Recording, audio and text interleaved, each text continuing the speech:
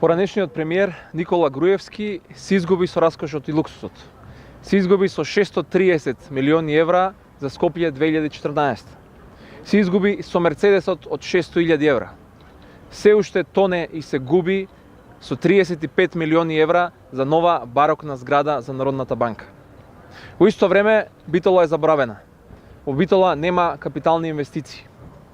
Игноранцијскиот однос на бандата на Никола Груевски, Мјалков и Ставревски ги оставија битолчани да се гушат во загадениот воздух.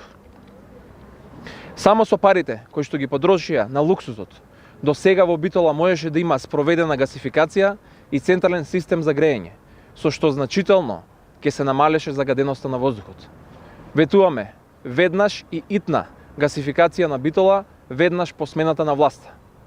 Дел од нашите ветувања за посмената на власта се и автопат Велес, Прилеп, Битола, Меджитлија.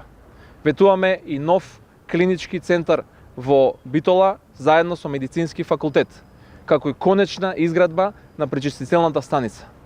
Почитувани битолчани, ова се само дел од нашите мерки за подобар живот, за чист воздух и за многу повеќе достоинствени работни места за сите битолчани.